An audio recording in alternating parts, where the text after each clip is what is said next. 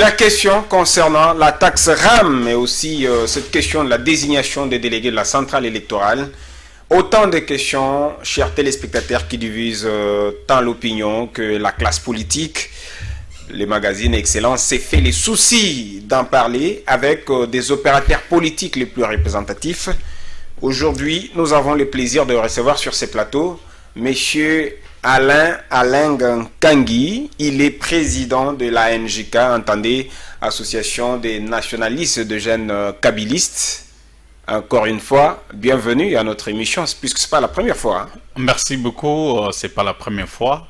Vous allez bien? À chaque fois qu'on est invité, il ne faut jamais s'habituer. Oui, mais il faut avoir la licence de reconnaissance. Il s'est fait que ces derniers temps, vous n'étiez plus trop médiatique. Non, mais écoutez, chaque fois que vous avez y à penser à nous inviter, nous avons toujours répondu. Mais à un moment, nous avons été appelés à servir l'État en tant que directeur de cabinet adjoint au ministère du Développement rural. Ah, ok. Alors, à ce niveau-là, on est plus au service de la nation actif. Ça parle peu, hein, ça parle pas trop. Dans les médias, on était un peu rare, ça c'est vrai. Alors, comment va la NJK? Écoutez, l'association des jeunes nationalistes kabylistes, c'est une structure qui vit les jours. Elle va très bien. Même si le FCC tend à disparaître. Je rappelle à nos téléspectateurs que vous êtes communicant du FCC. Merci beaucoup membre du PPRD. Pour la précision. Et écoutez, le FCC est là en train d'observer les choses. Parce qu'après les débauchages de nos députés au niveau de l'Assemblée nationale, et nous avons compris que nous étions en face des partenaires qui n'étaient pas sincères. N'est-ce pas? Vous parlez de l'Union sacrée, bien entendu. Vous habitez, je ne parle pas de l'Union sacrée, je parle des caches qui étaient nos partenaires. Oui, mais vos députés ont fait l'Union sacrée aujourd'hui. Hein. Aujourd'hui, oui, l'Union sacrée, c'est la conséquence de cette escroquerie politique. Oh. N'est-ce pas? De la corruption. Aujourd'hui, nous avons des jeeps palissades. C'est le fruit de cette corruption. Mais c'est et même au niveau même de la communauté internationale, on sait qu'en RDC, le régime actuel n'est pas à mes côtés. Alors, parce que c'est par les élections qu'on peut basculer d'un camp à un autre. Alors, monsieur Alain Kangui, ça c'était juste des biscuits pour d'entrée de jeu de cette émission. Votre émission préférée, le magazine Excellence. Vous savez que nous débattons sans tabou sur ces plateaux. Et aujourd'hui, nous avons cette question brûlante, cette question de la taxe RAM. La fois dernière, j'ai reçu sur ces plateaux Didier Kondo, qui est porte-parole général des interfédérales de l'UDPS, qui s'est exprimé de sa manière. Vous l'aviez suivi. Aujourd'hui, nous avons sur ces plateaux monsieur Alain Kangui. Comment vous apercevez cette affaire de la taxe RAM? Merci pour la question. Écoutez, d'entrée de jeu, il faut comprendre que cette histoire des RAM a énervé énormément la population congolaise. Oh, sérieux? Alors, nous, en tant qu'acteurs politiques, au niveau du FCC, nous avons clairement fixé l'opinion par rapport à cette histoire des RAM. C'est une escroquerie, n'est-ce pas, financière, imposée sans soubassement légal. Il y a, en fait, aucune base juridique qui permet à ce qu'on puisse, n'est-ce pas, instituer cette histoire des RAM. Jusqu'à aujourd'hui, même le ministre lui-même ne sait pas qualifier ça d'une taxe. On parle d'une rémunération et on se pose beaucoup de questions autour de ça. Alors, vous avez même suivi qu'aujourd'hui, maintenant, nous sommes en train de tourner cette émission, le ministre est auditionné au Parlement, qui est l'organe suprême en matière de contrôle financier. Et c'est après plusieurs fois, il a brillé d'absence. Et aujourd'hui, au moins après la réunion nocturne qu'a tenu nos amis de l'Union dite sacrée, la réunion nocturne pour essayer d'étouffer cette affaire-là. Avec Jean-Marc Kabound. Écoutez, Jeune Afrique a fait fitter l'audio, n'est-ce pas? Malheureusement, nous, aujourd'hui, la population est fixée là où son argent est consommée. Et pourtant, je ne vais pas vous abattre en plein vol, et pourtant cette affaire de RAM a été votée dans les budgets 2021, vous le savez, par les députés, à majorité écrasante, sous la houlette de Janine Mabunda. Écoutez, non, mais Janine Mabunda n'était pas Présidente, initiateur de cette histoire des rames. Ça, c'est une escroquerie que l'FCC ne peut pas cautionner. Mais Janine Mabunda, c'est l'une des cadres du FCC. Donc, citer son nom dans cette histoire des rames, c'est je voulais tout simplement dire qu'elle était présidente à cette époque où la loi 2021, non, mais ça change de quoi? Ça change 2021 a été votée à majorité. Une loi, je suis économiste, messieurs. Une loi est votée pour autoriser au gouvernement de pouvoir, n'est-ce pas, mener à bien sa politique. Dès lors qu'il n'y a aucune loi votée pour une taxe ou soit pour un impôt, on ne peut pas venir commencer déjà à récolter l'argent auprès de la population pour, n'est-ce pas, se faire une santé financière. Et en toute illégalité. Parce que si, il faut d'abord comprendre que scientifiquement, parce que je voulais d'abord qu'on puisse amorcer cette démarche scientifique avant d'atterrir dans le langage courant pour permettre à ce que les téléspectateurs puissent comprendre. D'abord, en matière de comptabilité financière, il y a ce que nous appelons taxe ou impôt. Impôt, lorsqu'il n'y a pas de contrepartie. Taxe, et lorsque le gouvernement institue, n'est-ce pas, cet outil et récolte les fonds pour, n'est-ce pas, financer un projet donné. C'est ça la contrepartie.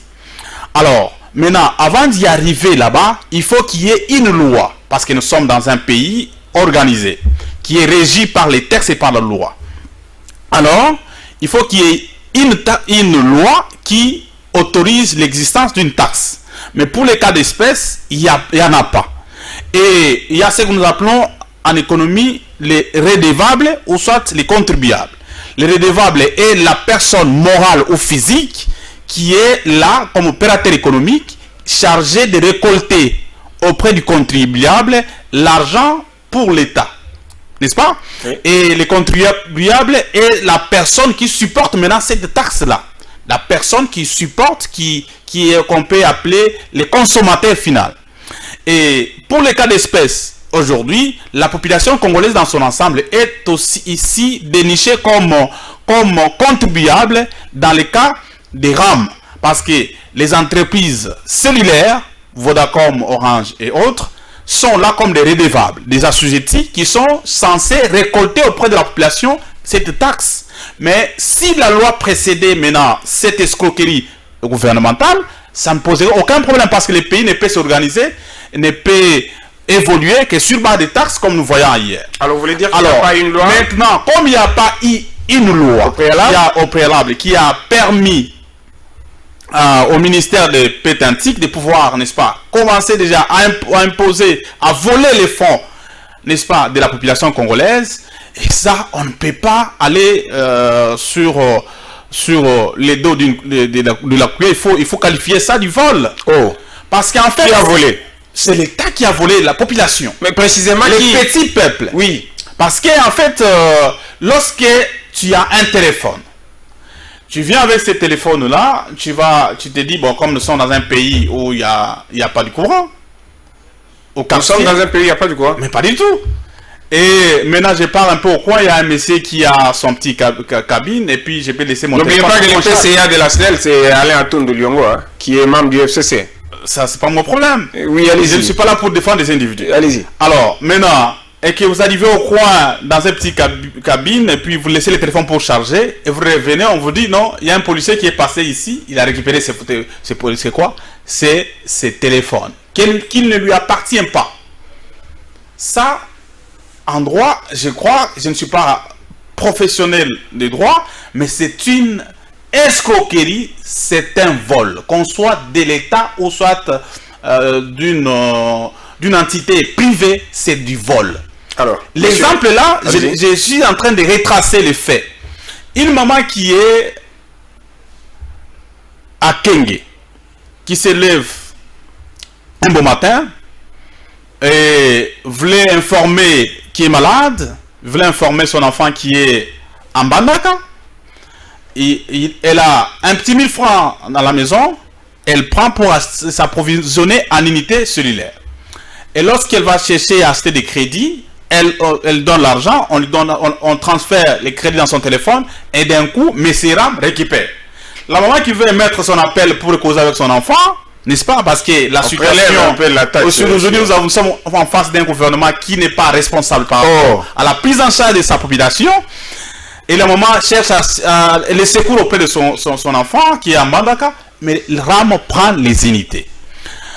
Alors, maintenant, dites-moi un peu, est-ce que cette maman-là est au préalable en tant que contribuable, n'est-ce pas?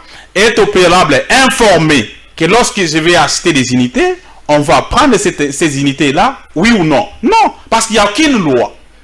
Il n'y a aucune loi, on n'a pas sensibilisé la population dans ces cadres-là. Et ça, on appelle ça, c'est du vol. Est-ce que RAM ne figure-t-elle pas, je parle de la taxe, dans la loi budgétaire 2021 votée? Écoutez, je vous donne ici, je l'ai dit que j'étais membre du gouvernement FCC Cash, oui, en tant que directeur de cabinet.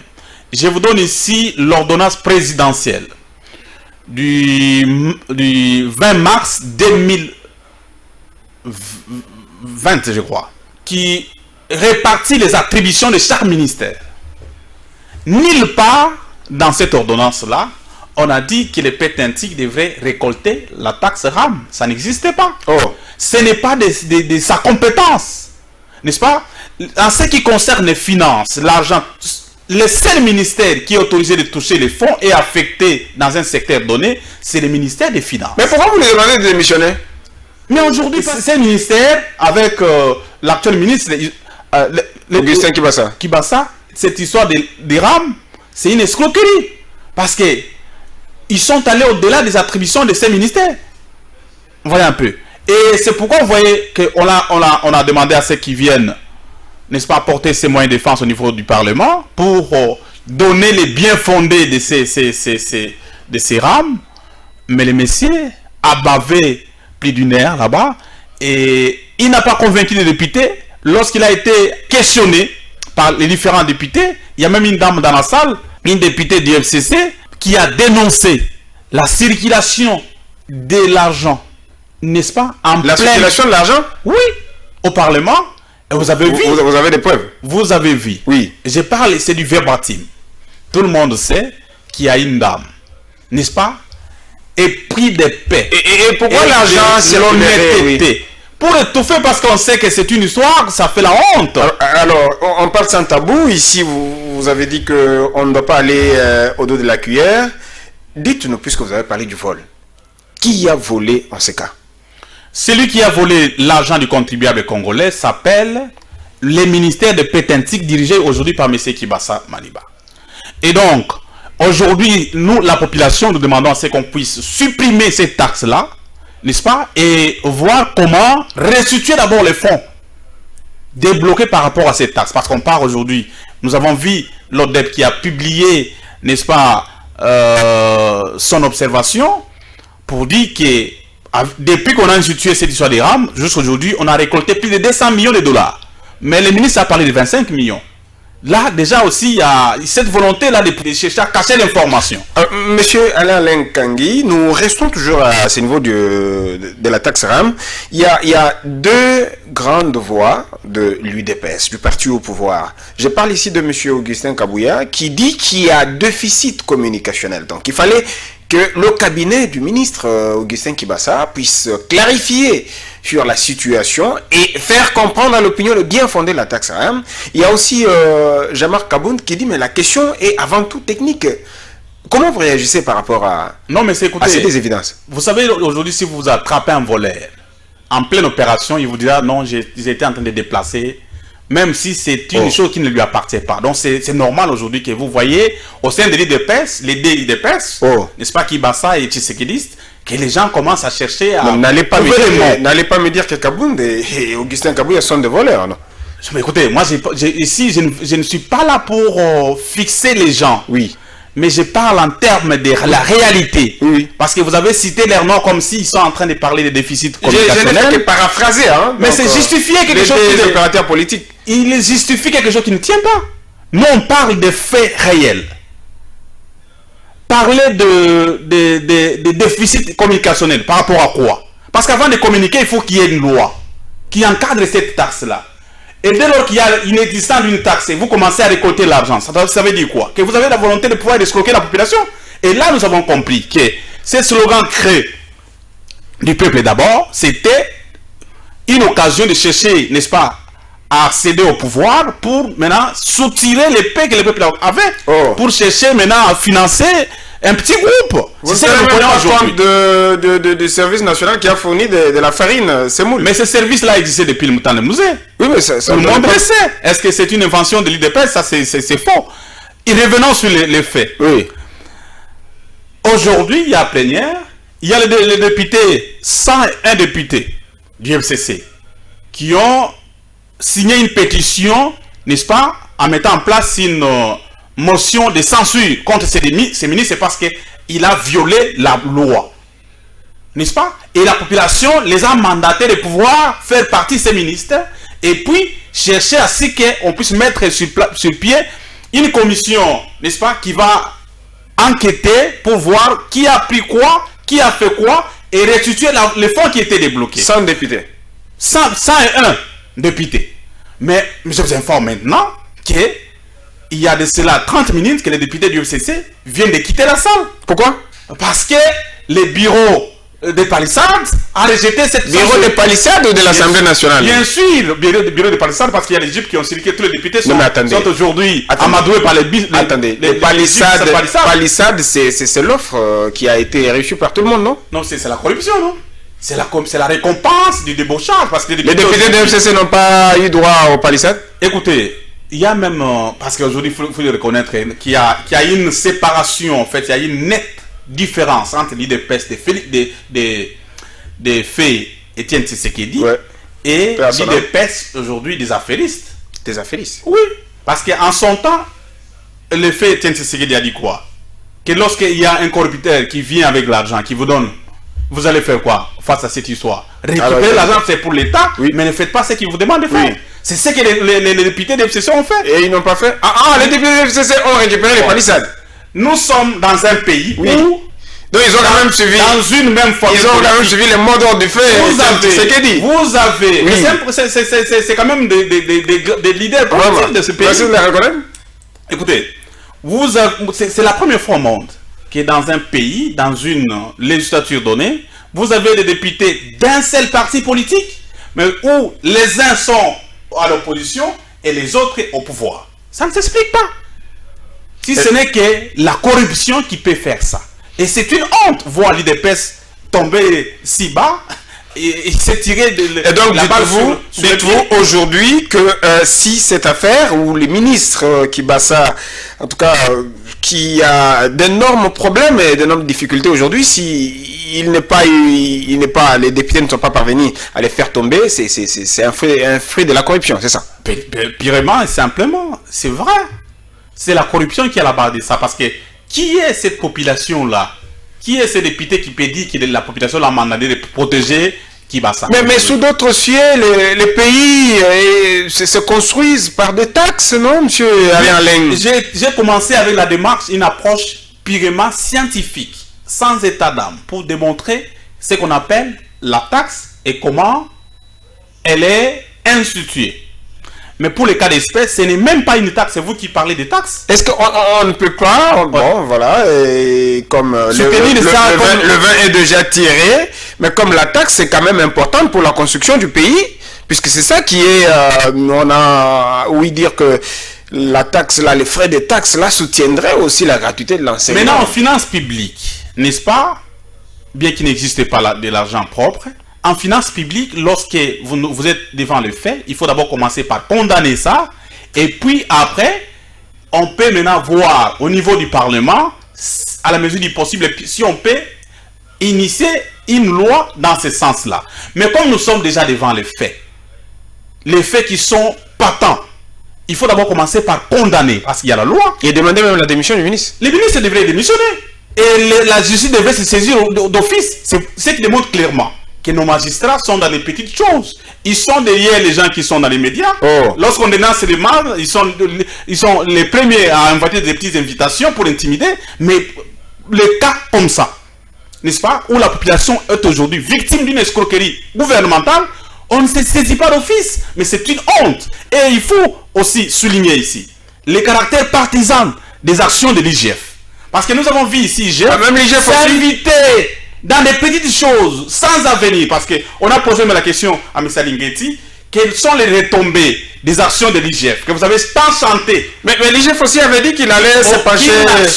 Aucune action, je vous garantis. Elle a dit qu'il allait se pencher sur la situation de la taxe RAM. Mais c'est du mensonge. Elle ne le fera pas parce qu'on sait, il dépend de qui. Lorsqu'on dit ici, mais c'est une institution attachée à la présidence de la République, non? Ah, ok. Ce n'est pas une question, les secrets du polichinelle. Lorsqu'on vous dit ici d'abord, par rapport à l'audio révélé par Jeune Afrique, on vous dit que ce n'est pas une affaire de Kibasa, mais c'est une affaire de la présidence, et que l'IGF aussi, aujourd'hui, c'est une structure qui est gérée de la présidence de la République. Ça va faire quoi? Parce qu'en son temps, où est-ce que vous voulez en venir? En son temps, où est-ce que vous voulez en venir, M. Alain Kangui? Aujourd'hui, l'IGF, c'est un outil entre les mains d'un politicien qui est là pour régler les comptes à cet adversaire politique. C'est qui? Mais c'est clair. L'IGF dépend de quelle juridiction? Oh. Mais vous ne me donnez pas toujours la réponse. Alors, notre temps est tellement petit qu'il est temps pour nous d'aborder la deuxième question qui concerne la désignation des délégués de la centrale électorale. Vous avez suivi que c'est de l'apanage de confessions religieuses, mais les confessions religieuses aujourd'hui, c'est terrible, hein. Ils ne parviennent pas à s'accorder pour nous donner quel sera le remplaçant de Corneille Nangaa et qui sont le véritable délégué de la CENI aujourd'hui. Quelles leçons vous personnellement aujourd'hui vous tirez de cette cacophonie? Aujourd'hui la CENCO demande même que Corneille Nangaa continue au lieu de valider le vote de 6 confessions religieuses.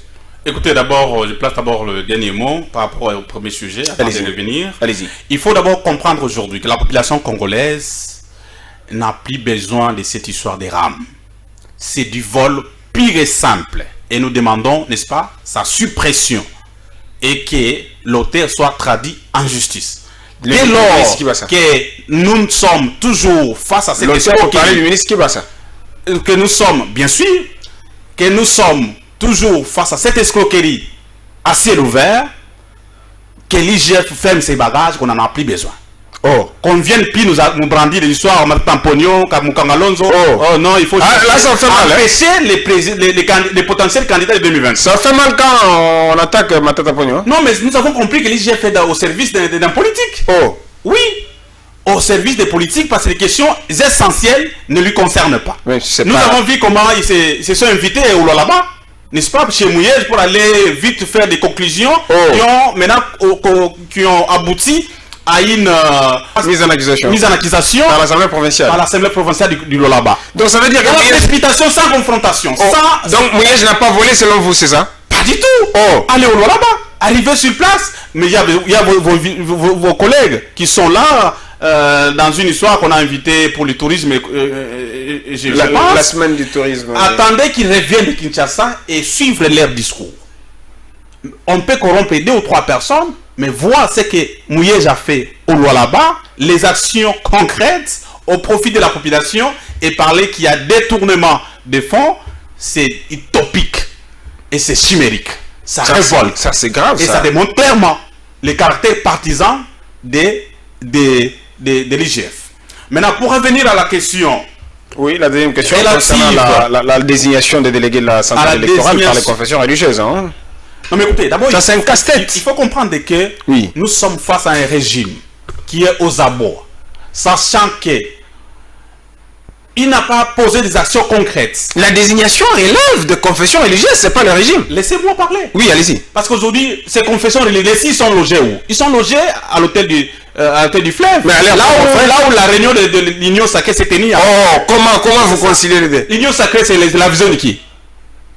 Mais les confessions religieuses sont là à leur propre fait. Allez-y, monsieur Alain. Alors, maintenant, il faut comprendre que nous sommes face à un régime aux abords, sachant qu'il a échoué. Nous parlons des confessions religieuses qui... Je vais y arriver. Allez-y.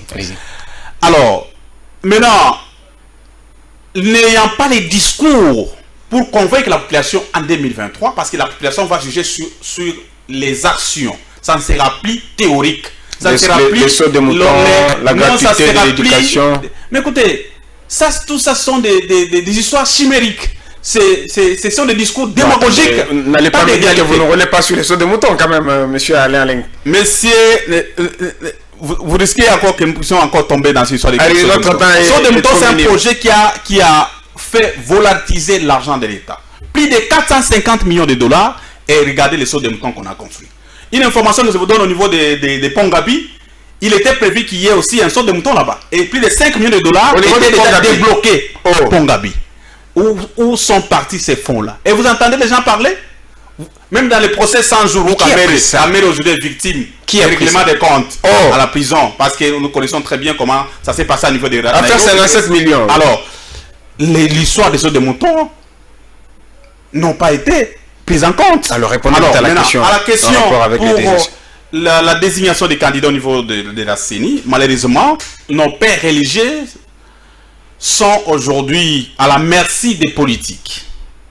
À la merci des politiques parce que d'abord, ils font partie de la population qui est vraiment appauvrie. Vous comprenez? On n'a pas du travail. On nous a chanté les jours où l'IDPS va prendre le pays et que tout le monde va travailler, on va manger ces 4 fois par jour.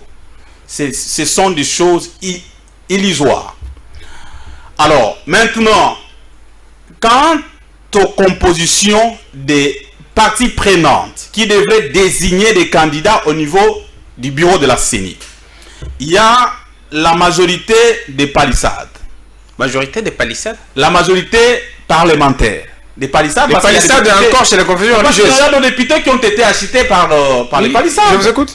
Alors, qui ont droit, ces députés de la majorité parlementaire devraient désigner au nombre de 6, n'est-ce pas? Et puis l'opposition parlementaire. Au moins là-bas, il y a des gens de conviction. Ceux qui sont rigides, qui sont restés fidèles à l'idéologie nationaliste. Les députés de Fayoulou. Tout à fait, Fayoulou kabiliste. Oh, alors, intéressant. Et ils ont droit à 4 postes. Il y a la composante société civile, n'est-ce pas, qui devrait signer en son ensemble 5 candidats.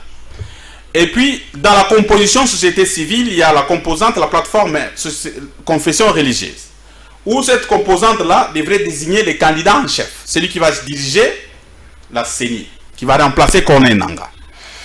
Et nous avons tous suivi à travers les communiqués de ces 8 confessions religieuses.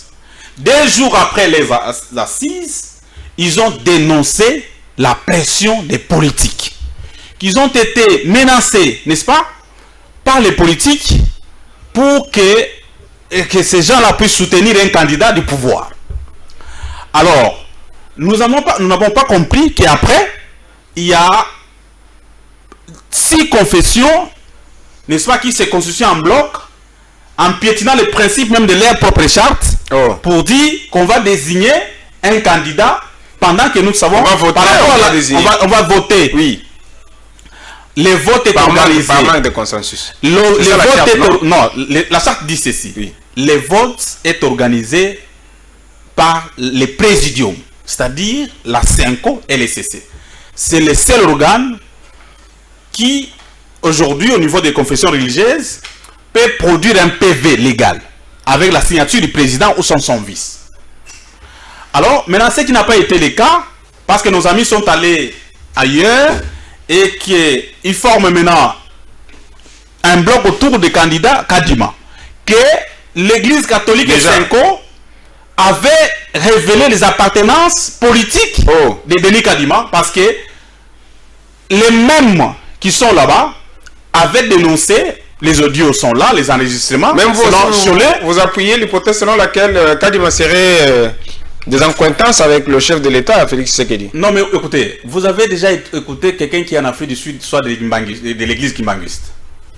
C'est utopique. Là-bas, l'église kimbanguiste n'existe pas. C'est quelqu'un qu'on a opté juste pour chercher à donner le pouvoir. Comme l'église kimbanguiste, marionnette qui accompagne les pouvoirs. L'église kimbanguiste marionnette. Mais écoutez, c'est la réalité. C'est la réalité. Parce qu'en son temps, on a parlé de Rosa Malonda comme quelqu'un qui n'était pas quoi? Kimbanguiste. Mais Oui, aujourd'hui, celui qui l'avait désigné n'avait pas qualité. non, c'est la manipulation seulement. C'est la manipulation. Qui Maintenant, manipule? aujourd'hui, la conclusion est que Oui. il y a la jurisprudence en 2020. Même si confessions religieuses avaient voté pour Rossa Malonda, le chef de l'État avait dit, après un entérinement au niveau du Parlement, qu'il ne pourrait pas prendre acte dès lors qu'il n'y a pas consensus. Et c'est bloqué à ce niveau-là. Et donc, c'est pourquoi nous avons refusé, nous, en tant qu'FCC, d'envoyer les candidats qui devraient aussi nous représenter au niveau de la CENI, parce qu'il n'y a pas consensus. C'est le même langage avec l'opposition des Fayoulou Lamouka. Et donc, maintenant, à ce niveau-ci, il faut comprendre que les plans du régime en place, c'est chercher les glissements ou soit préparer quelqu'un qui va tricher pour... Déjà, les glissements, alors que les élections sont prévues en 2023. Non, ça c'est l'illusion, c'est la stratégie politique. On comprend, on sait qu'on n'est pas prêt, mais on trompe la population pour éviter la colère, parce qu'on sait que 2023, il y a élection ou rien. Tout va briller. Alors, monsieur Alain Kangui, on doit chercher à atterrir, hein, donc, puisque notre temps est tellement minime. En conclusion, vous avez parlé de beaucoup de choses, moi et vous, on a discuté en tout cas largement sur ces deux questions d'actualité. Qu'est-ce que la population, l'opinion peut retenir en définitive? L'opinion doit retenir qu'au niveau de la CENI, le régime en place n'a pas la volonté de pouvoir organiser les élections.